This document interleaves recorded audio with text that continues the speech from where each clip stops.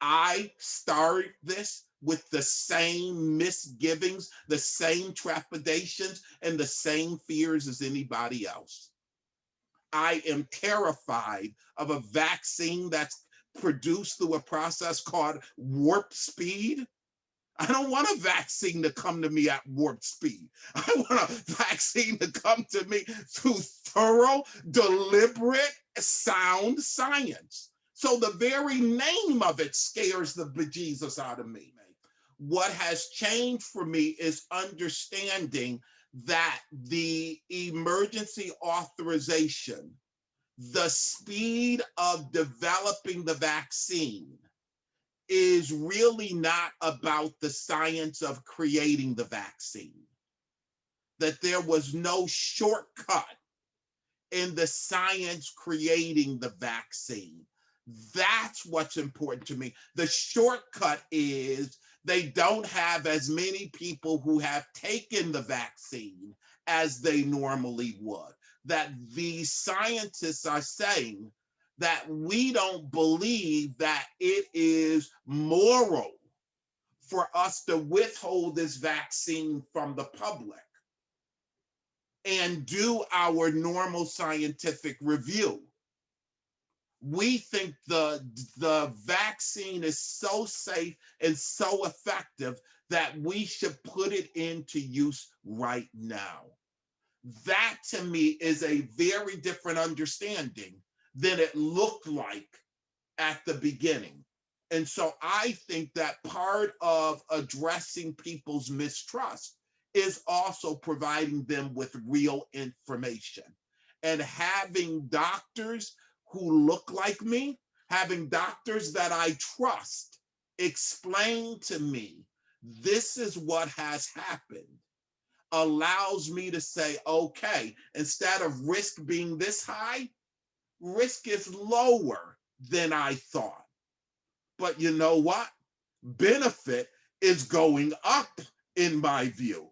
There are risks involved in this emergency authorization, but there are just as many, and I believe even more risks involved in this virus. When my doctor's office contacts me to say you are eligible, I'm not going to hesitate. I'm going to make sure that I get vaccinated because of the fact that from the moment my son was born in 1990, my commitment has been my children are not going to be a just quote unquote another Black child without a father. And that's the reason I really miss eating at McDonald's. But the reason I don't is because I don't want to be subject to premature death. There's too much of it in the Black community in Rochester. And so I've got to take care of myself so that I can be here to dance at my granddaughter's 40th birthday party. I don't even have any yet. And so I got to hang around because my children won't give them to me yet. So if I'm going to be here, I've got to take advantage of this vaccine opportunity to protect myself. And I need to make sure that my children are taking advantage of it as well.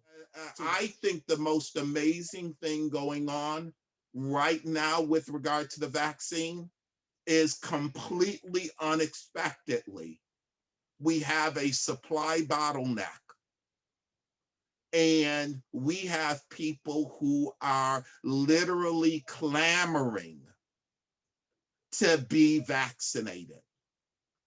Those are voices that we need to continue to be amplified and broadcast so that folks who are sitting right now saying, I don't trust, have the opportunity to say, well, wait a minute, why is this person clamoring for it? That I'm on a journey and my journey has moved me to say yes. When they call me, I will answer. And I'm somewhere right now listening for my name to be called so that I can get this vaccine and I can make sure that I'm safe. And I am being contacted by clergy. I'm being contacted by business leaders. I'm being contacted by neighbors who live on the streets around me saying, Wade, give me information so I can go take it out and talk to the people I know. And that's why this cannot and will not be a tops down movement in our community, but it will be done at the level of the community by the people who live in the community for the people who live in the community. I want people to respect me. I want people to respect I have concerns. I want people to respect that I'm worried and talk to me as me and understand what's important to me. And I think that if we do that, what we're doing is building something that's more than dealing with COVID. And quite honestly, something that reaches beyond health and health improvement. What we're really talking about is how do we restore the fabric of community across our entire region?